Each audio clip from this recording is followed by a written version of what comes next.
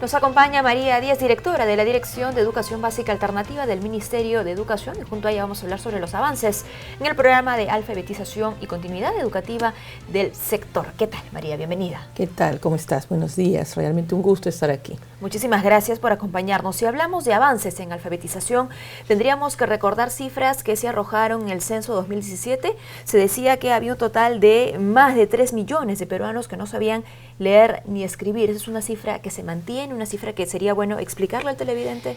Bueno, gradualmente y muy poco se está avanzando. Realmente avanzar con la alfabetización implica no solamente un trabajo de un año, un trabajo de medio año, implica trabajar por lo menos 2 años y medio a 3 años para que una persona revierta la situación de no saber leer, escribir, calcular e involucrarse en una vida autónoma para el aprendizaje, ¿no? Entonces, porque la lectura no solamente es silabear un texto, sino es poder leer autónomamente y seguir aprendiendo. Recordemos cuánto tiempo nos tomó a nosotros mismos, por supuesto, todo este tipo de educación, ¿no? Y haber dejado mucho tiempo o no haber ingresado nunca a la educación para aprender a esto es importante. Esa cifra que tú manejas, pues, se ha revertido muy poco. Nosotros estamos atendiendo aproximadamente a entre 18.000 y 20 personas al año. Pero no se revierte porque no es solamente un año, o sea, son 3 años de trabajo para que esta persona pueda realmente ser formada y pueda llegar a la autonomía en la lectura, ¿no?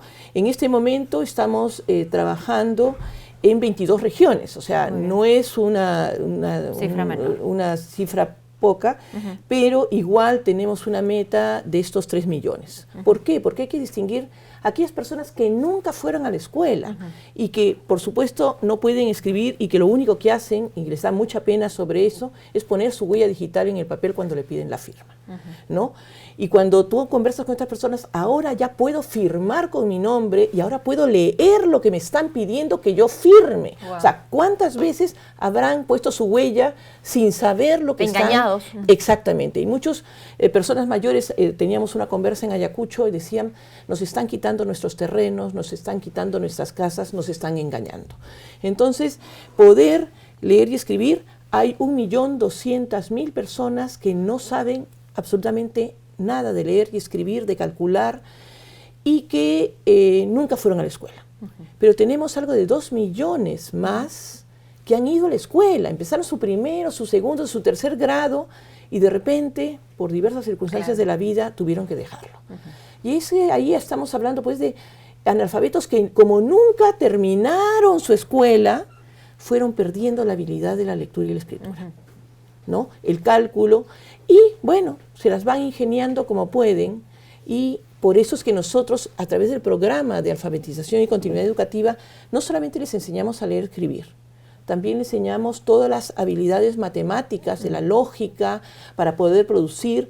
También les estamos enseñando todo lo que implica cómo implementar un negocio. O sea, algunos de nuestros círculos de alfabetización, que son los espacios, las aulas donde ellos aprenden, están generando sus planes de negocio, con sus granjas de patos, con sus ventas de sus artesanías, con las ventas de productos, y hacen sus programas y sus planes. Estamos hablando de conocimiento, además, entonces, abocado a sus propias necesidades, a su experiencia en el día a día.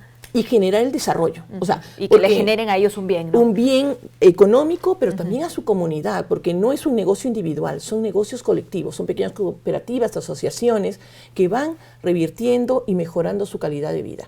Y otro elemento transversal está el tema de los derechos y el tema de la salud, que para nosotros son súper importantes porque muchas personas pues no acceden a los sistemas de salud, pues no tienen un trabajo rentable, no son empleados, pero tienen que conocer pues que existe el SIS como una alternativa de salud, y tienen que entender también que el tener una ciudadanía activa implica poder conocer por quién estoy dando mi voto, a quién me está engañando y cómo yo puedo enterarme realmente para tener una participación en mi sociedad. Por supuesto. Que sea. La formación en la actualidad para los estudiantes ya no es netamente académica, tampoco para aquellos integrantes de los CEBAS, que estamos viendo además en imágenes.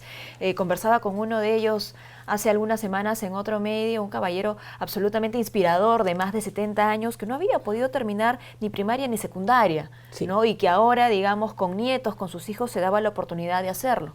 porque estaba viudo además, entonces decía, me aburro en mi casa, ¿qué hago? Bueno, nunca es tarde para aprender. Exactamente, pero ojo, no solamente son adultos mayores los que están trabajando. Nosotros atendemos a 13.000 personas adultas mayores a nivel del país, pero tenemos también el programa de alfabetización en lengua originaria. Trabajamos en 5 lenguas, en quechua, chanca, quechua collao, aymara, axánica y aguajún. ¿Y a qué grupo etario se dirige? Estamos trabajando con adultos mayores, o sea, adultos, perdón, de 20 a 40 años, y entonces también estamos trabajando. Entonces, los SEBAs son nuestras instituciones educativas para los adultos, y tenemos 836 SEBAs a nivel nacional, pero el estudiante no tiene que ir al SEBA, el maestro va a donde está la necesidad. Perfecto. ¿Eso pasa en algunos casos o en todos los casos del SEBA? Porque algunos hablan sobre el acceso, ¿no?, a las escuelas. Entonces, los más jóvenes, de 30 años hacia abajo, ¿no?, están yendo al SEBA. Muy bien. Pero para los adultos que tienen su labor, por ejemplo, en los puertos, ¿no?, vamos al puerto a darle las clases. Y entonces generamos un espacio en el puerto que con la capitanía pues nos dan un aula y ahí va el maestro y ahí están los pescadores, ¿no? En la educación regular tenemos 6 años de primaria, 5 años de secundaria. En la educación básica alternativa, ¿cómo es que ustedes imparten este tipo de conocimientos? ¿Bajo qué metodologías? Bueno, la ventaja es que sea una metodología activa muy vinculada a la actividad laboral y al conocimiento y a la necesidad que tiene la persona, ¿no? Entonces, estamos hablando, pues, madres adolescentes, por ejemplo. Claro.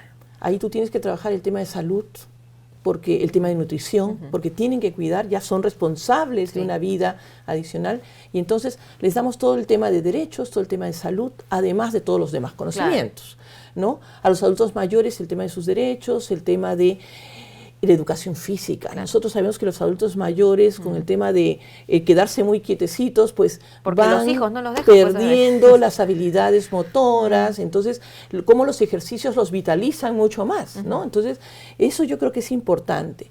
Entonces, nosotros tenemos el SEBA, que es la institución educativa, pero tenemos los círculos de alfabetización y los periféricos, que son aulas fuera del SEBA. Ahora, ¿cómo es que el sector acerca este tipo de programas a aquellos ciudadanos que tendrían que ser los beneficiarios? Que es lo más importante, ¿no es cierto? Para llegar también al 2050, se ha hablado de este plan maravilloso en el que pues el Perú tendría que ser otro tipo de país. Por supuesto, ¿no? Entonces, estamos articulando con gobiernos locales. Los municipios nos están alertando sobre las personas que necesitan la atención. Muy bien. MIDIS, a través de 2 programas, el programa Juntos y el programa Pensión 65, también nos está diciendo, aquí tenemos una población que debería ser atendida por ustedes. Entonces, los directores de los SEBAs, las UGELES, están articulando con los gobiernos locales, con los gobiernos regionales, con los centros, las postas de salud, que atienden también en programas integrales para las personas, ¿no? Y estamos articulando también con gremios, ¿no? Artesanos, agricultores, de tal manera que veamos, por ejemplo, tenemos un porque pueden estar trabajando justamente dentro de esos gremios, por ¿no? supuesto, muchos de ellos. Tenemos empresas que han instalado aulas al interior de sus instalaciones. Y entonces los maestros van a trabajar con sus trabajadores que requieren del servicio. Y qué hermoso que la empresa le dé esa facilidad también a su trabajador, a su colaborador, ¿no? Esa oportunidad para que siga aprendiendo. Por supuesto. Y para que tenga esa satisfacción. Tenemos que ya finalizar con la entrevista. Me encantaría que usted diga, por favor, no sé si hay requisitos para poder acceder a ese tipo de programas, números de contacto. Bueno, llamar al Ministerio de Educación, preguntar por básica alternativa, y les vamos a atender y les vamos a orientar, porque en cada UGEL que atendemos tenemos instituciones educativas. Nunca es tarde para aprender. Si tenemos a un abuelo, a un tío, a un primo, a un conocido que en nuestro barrio necesita, nunca terminó la escuela o quiere continuar sus estudios, nada, que nos llamen y ahí estamos prestos a atenderlos. A apoyarle. Muchísimas gracias. Gracias.